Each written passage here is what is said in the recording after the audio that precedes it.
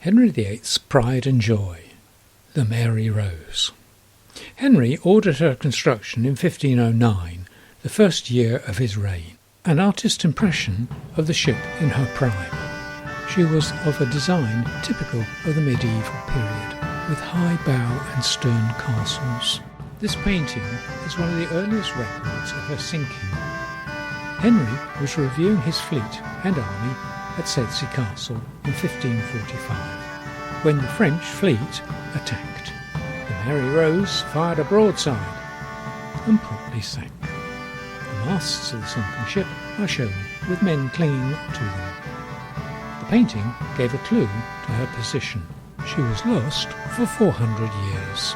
She was rediscovered in the mid-60s, but not recovered until 1982, after many years of exploration and preparation.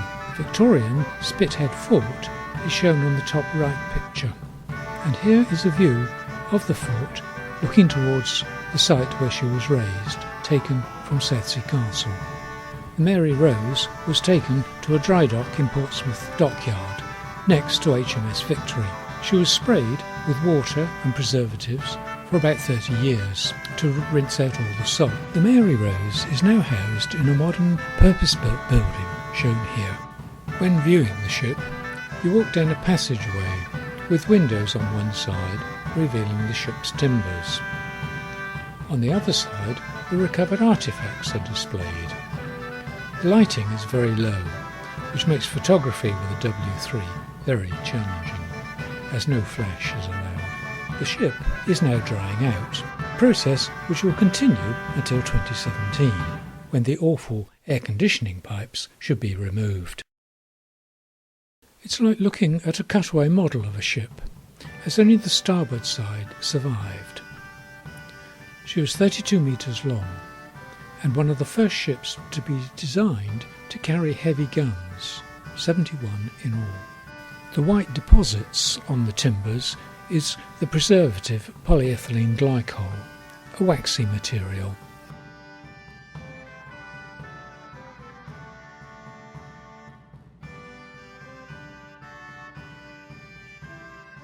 The cannon are amazing. This one was constructed by fashioning strips of iron into a hollow tube, which was then reinforced by iron bands, fitted like those round beer barrels. This was a simple breech-loading cannon with a removable breech. A wooden block acted as a seal, so it was not very effective, but used for firing at short range using stone cannonballs, which shattered on impact, causing injury to the opposing crew.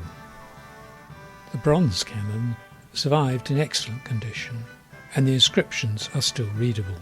They're beautifully decorated. This is a demi-culverin. It is supposed to be non-standard size, which is an odd description because standard sizes of cannon were not brought in for another 100 years under Samuel Pepys. Bronze cannon fire iron cannonballs at longer range, but being muzzle-loaded, their firing rate was much lower than the iron breech cannon. The cannon were made at several different manufacturers, and they all made different sizes. Hence, different sizes of cannonball were used on any one ship. You can see the size gauge in the picture. Using the wrong size cannonball could be catastrophic. Pots of gunpowder can be seen in the foreground, and a few longbows.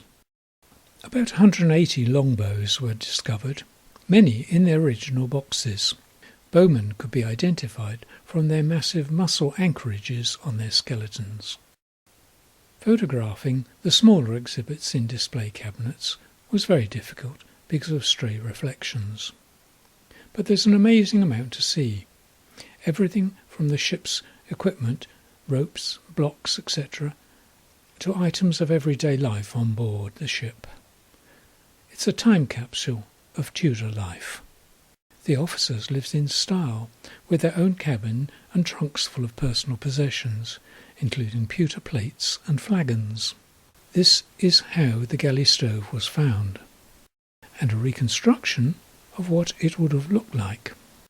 Some everyday objects found wooden plates for the crew, leather shoes, and wooden combs. Henry VIII died about 2 years after the sinking of the Mary Rose. And finally, a collection of books on which this audio commentary was based.